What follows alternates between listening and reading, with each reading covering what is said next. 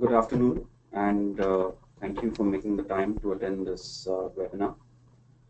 Um, as you are aware, the Insolvency and Bankruptcy Code was passed by the Parliament earlier this year, and the indications are that this code will become fully effective in the next calendar year, Um and hopefully by the first quarter of next fiscal, we will probably see a fully effective code in place. Uh, the Since we have half an hour, I just wanted to touch upon certain critical aspects of this code. But before we get there, I'd just like to spend some time talking to you about the background. What we have today is a mix of several laws and policies that govern distress and distress situations within companies and how they need to be handled. On the one hand, you have legislations like the SARFAESI, uh, which are geared towards recovery. They're geared towards lenders being able to recover their dues.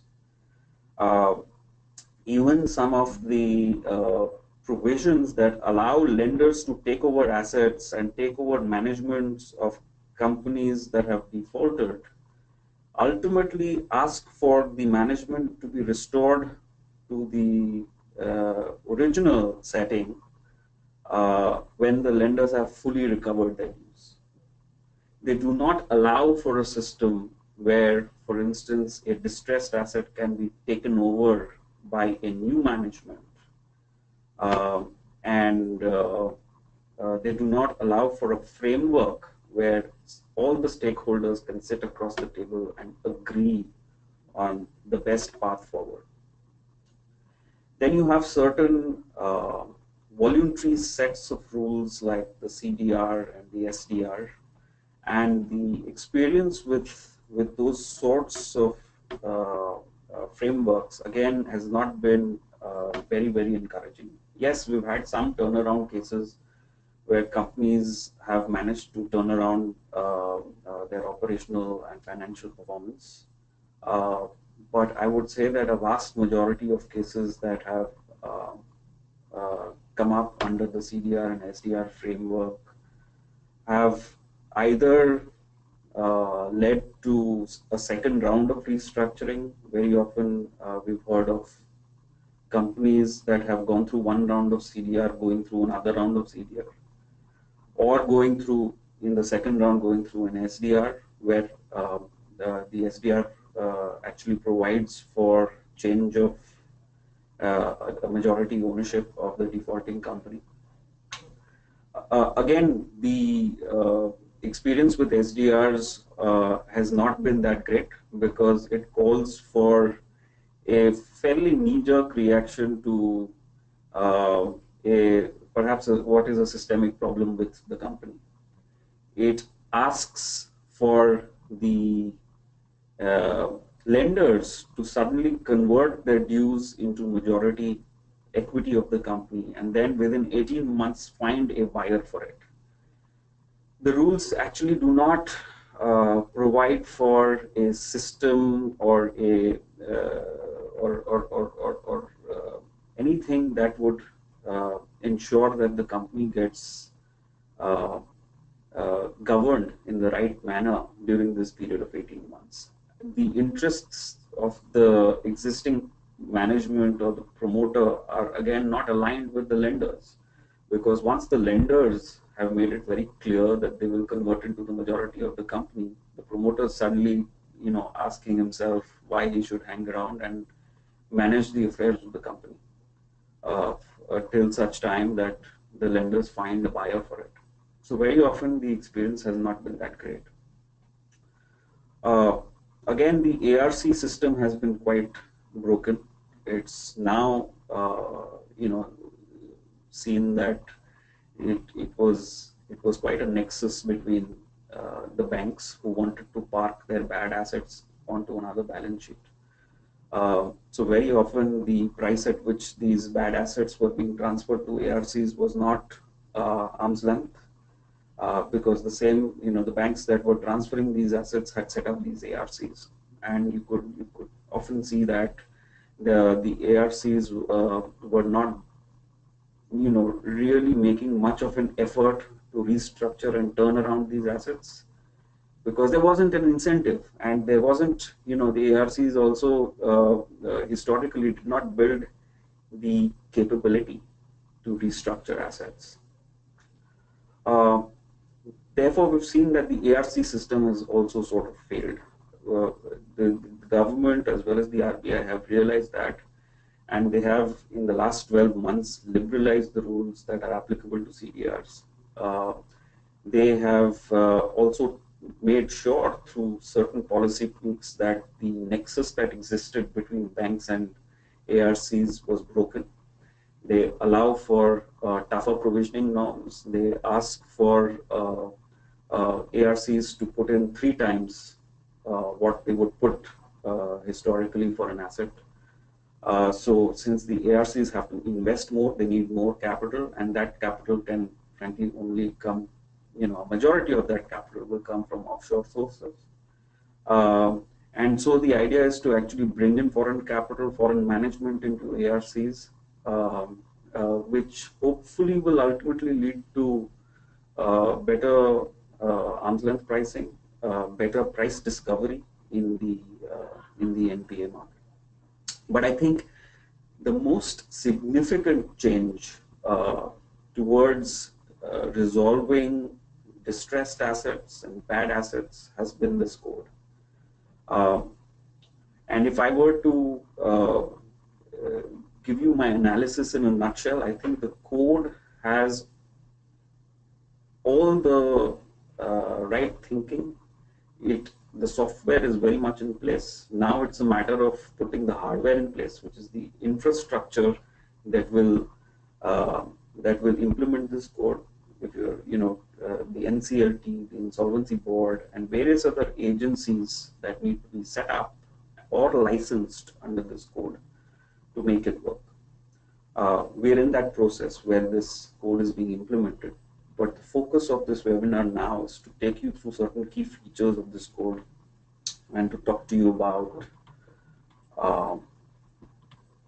why we think this works. I would take you to slide 5. I think that's a slide that actually sums up the insolvency resolution process. I'd like to spend a majority of my time on this. Typically, it starts with a default. The asset does not have to become an NPA, i.e., if you see the definition of NPA under the SARFAESI, it should be the interest should have been outstanding for 90 days. There is no such requirement now. All it means is for a borrower to default, and when a default happens, the financial creditor can make an application to the NCLT. Even the borrower has the ability to make an application. Operational creditors like vendors can make applications to the NCLT if their own receivables have not been paid by the defaulting company. And once that application is made to the NCLT has 14 days to decide whether to admit that application or not. In this respect, the NCLT doesn't have much discretion. And I'll tell you why there is, a lot of the discretion is not required in this process. The Act sets up or contemplates setting up an agency called the Information Intermediary. We expect that most banks will get these licenses, and there will be a number of other agencies as well who will get a license to become an information intermediary. And the job of the information intermediary is to actually uh, verify and store information regarding financial transactions.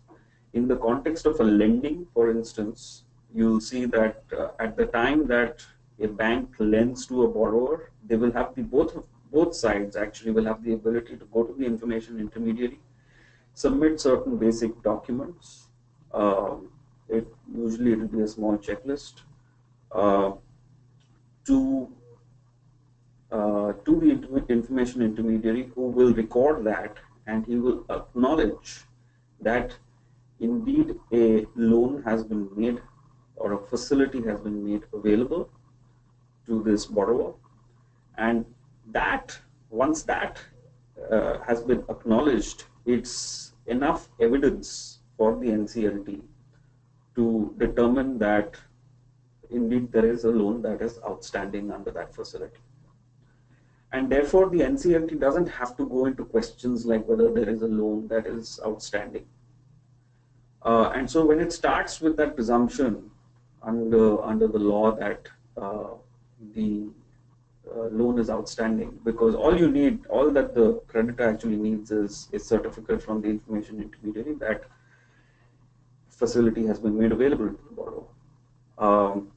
So that entire process of determining whether a debt is due or outstanding has been dealt with, and it doesn't require any sort of adjudication. The other bit is whether a default has happened, and again, that is something that's fairly easy to prove. And therefore, if you look at it, the NCLT has 14 days to admit the matter. Again, when it has to admit the matter, all it needs to do is determine whether a default has occurred. And I think that's a factual determination that the NCLT shouldn't find much difficulty with. Once that has happened, and the NCLT admits the case, the process of insolvency resolution has begun. Because when the order of admission is issued by the NCLT also appoints what is called an interim resolution professional. Typically, it will be a licensed agency under the code, whose job is to run the resolution process through to the very end. And perhaps this agency is the most important agency when it comes to the insolvency resolution process. Usually, a financial creditor has the ability to suggest who the interim resolution professional should be, and in the ordinary course, the NCLT is required to appoint that person as the resolution professional. You might see the Big Four and various other global agencies, as well as certain local agencies, seek this registration with the Insolvency Board of India, and the financial creditor has the ability to suggest who this person should be.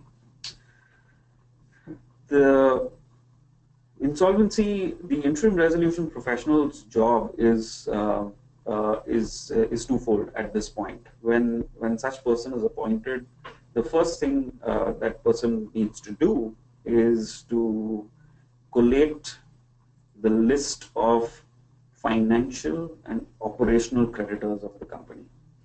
And that information can come from multiple sources. It can come from the balance sheet of the company, the management of the company, the information intermediary.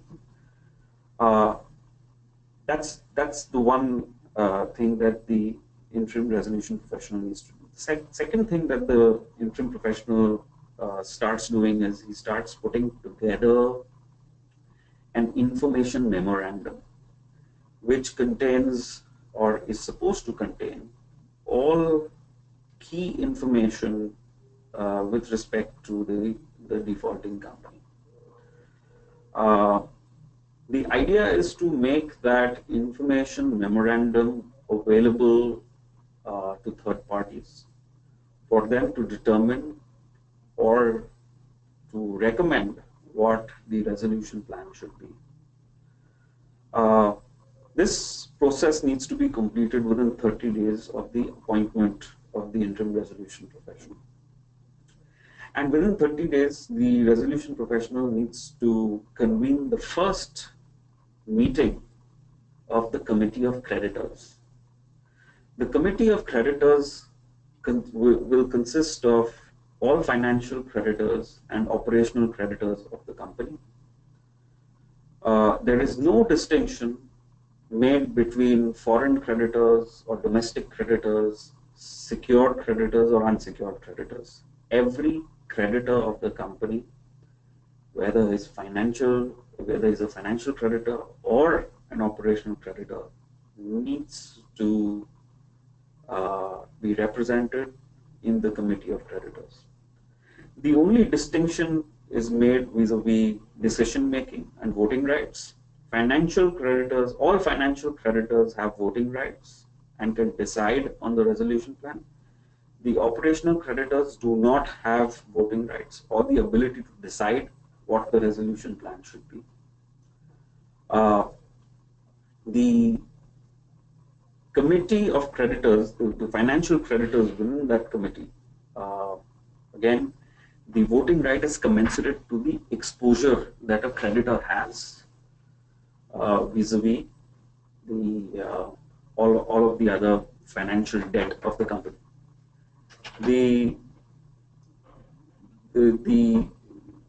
And all decision making again is taken with supermajority approval of the financial creditor. So 75% is the threshold that is required for a decision vis-a-vis a resolution plan or any other decision that needs to be made in the course of this resolution process to go through.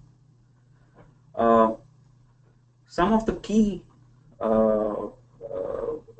aspects of this resolution process that we need to talk about are, one, there's a moratorium on all other proceedings. So any proceedings under the SARFAESI or any proceedings before the DRT or even the regular civil courts are suspended for a period of 180 days. And there's an extension that is available, only one extension that's available.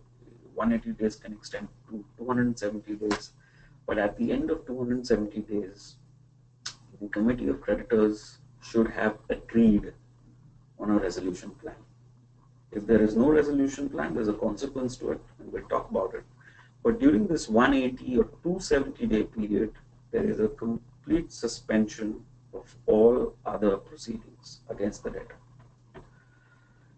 The other key feature is that the interim resolution professional or the resolution professional, once he's confirmed by the committee of creditors, has the ability to supersede the board of the debtor company. It's key because in situations where the management of the company is not performing well or the lenders do not have much confidence in their ability, the interim resolution professional has the ability then to manage this company by itself or put in place a management team that will run the affairs of the company during this process. So that's another big change that has been contemplated under the code. So within 30 days, the information memorandum is ready, and the insolvency resolution professional is required to share all information in relation to the debtor company and even allow for diligence, third-party diligence of the debtor company to happen. Of course, all of this is subject to confidentiality restrictions, which the code itself places on interested parties. But pretty much anybody has the ability to walk through the door and request the resolution professional to allow for a diligence to happen. The idea ultimately is to ensure that somebody puts together a resolution plan to resolve the distress in the company. Now, that resolution plan could come from the lenders, a group of lenders, a subset of lenders. It could come from any third party. It could come from the promoter of the company, or it could come from the management of the company. There is absolutely no restriction placed on who could come up with a resolution plan. You could well have multiple resolution plans. You could have 5 resolution plans that ultimately are proposed to the committee of creditors. It's the resolution professional's job to bring all of those resolution plans before the committee of creditors for a final vote. Now, again, that vote happens with the supermajority approval of the financial creditors of the company. And so, assuming that there's a resolution plan, within 180 to 270 days, that plan needs to be approved. And it needs to be taken to the NCLT for a final sanction. Again, NCLT does not have much discretion here once the committee of creditors has made a decision. All it needs to check is whether a proper process was followed in order to arrive at this resolution plan. The NCLT has no ability to superimpose its judgment or to second guess what the committee of creditors should have done. So it has no ability to go into the commercial decision that the committee of creditors has taken. And therefore, that's again a big positive. You'll see that the NCLT doesn't have much discretion in this process. The underlying principle is that when there is distress and a company is insolvent, the creditor should step in, and they have the ultimate authority to decide how the company should be restructured or rehabilitated. And the NCLT has no ability to question the commercial judgment of the committee of creditors, assuming that there's no resolution plan, or if resolution plans have been proposed and the committee of creditors does not like any of them. The consequence of that is a compulsory liquidation of the debtor under the code. So if you look at the process, there's enough pressure on all stakeholders to come to the table and to agree on a resolution plan.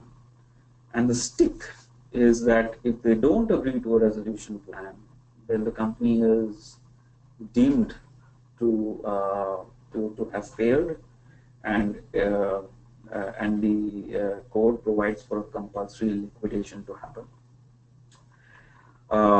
I think this is another great feature that the code has, and hopefully it will create enough pressure on everybody to agree on a resolution plan.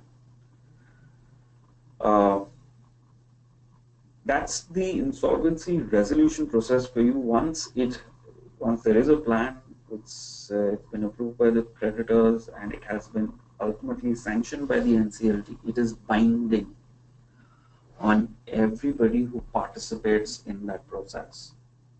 And therefore, then once the plan is in place, the idea is to implement that. Again, during the implementation of the plan, if anybody violates or breaches the plan, then the NCLT has the ability to step in again and to order a liquidation of the company. So again, there is enough pressure to ensure that the plan gets implemented in the right spirit and parties don't end up breaching it. So that's the whole insolvency resolution process. We'll obviously take questions once I finish, but hopefully that there was sufficient clarity in how I explained it. I would now like to spend some time on slide 11. The code obviously also deals with the liquidation aspect and how to deal with various claims that come before the NCLT, assuming the company needs to be liquidated. Again, we've seen a big change. Currently, you see the waterfall, a liquidation waterfall under the existing Companies Act. The code provides for a remarkably different liquidation waterfall, and I think it's something that is very much in tune with modern day reality. If you see right on top, certain claims enjoy super senior status. The code actually provides for what is called DIP financing globally. Most companies that are in distress during the resolution process need some interim financing. And so the resolution professional has the ability to access interim financing. And the idea is to make sure that the interim financing gets super senior status, just to create the market of lenders who will feel comfortable enough to lend into such situations. It will obviously be high risk and a high coupon sort of financing, but it needs to enjoy that protection under the law. So that's another very sensible thing that the liquidation waterfall provides for. And the other claim that enjoys super senior status is liquidation costs. It would include the resolution professional's fees, advisors' fees, and any other cost that has been incurred by the resolution professional.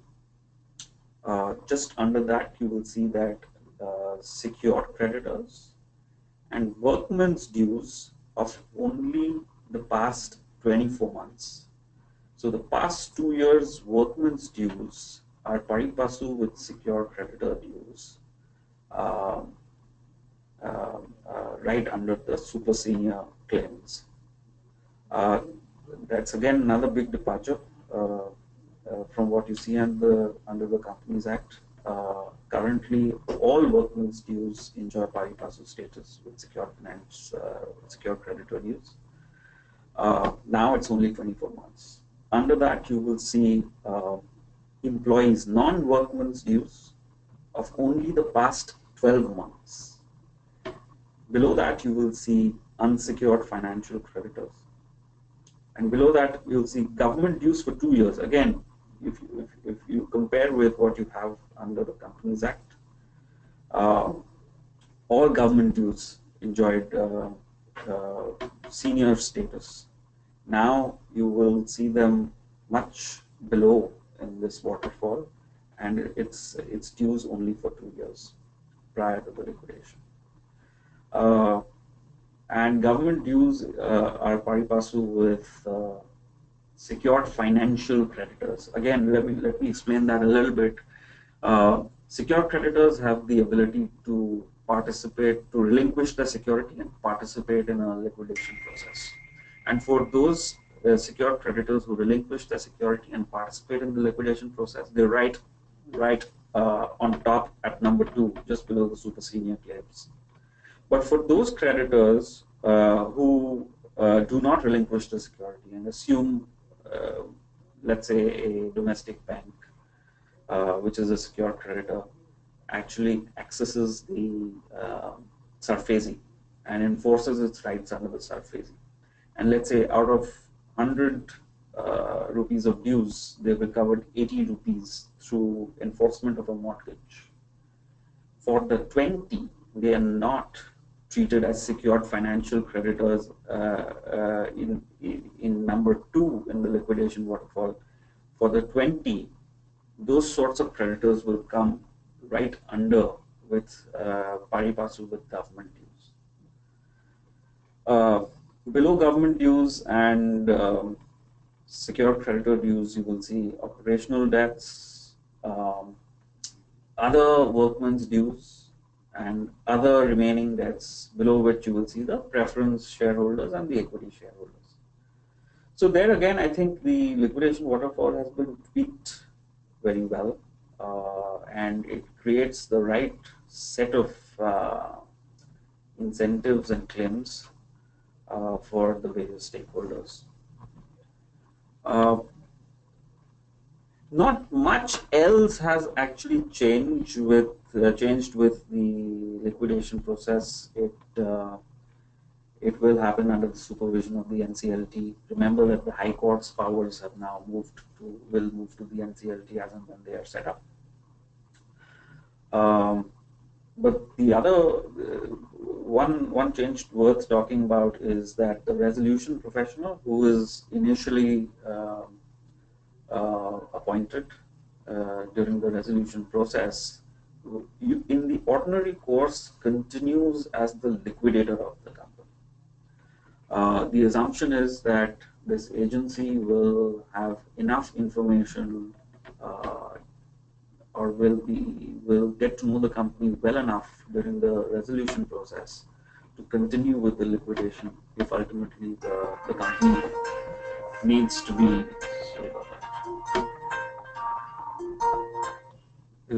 if ultimately the company needs to be liquidated. So you'll have hopefully a more professional body take charge of the liquidation process going forward.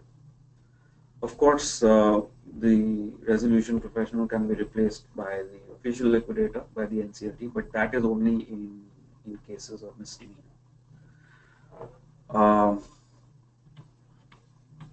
That's all I had. We can open it up to questions now. I hope this was helpful.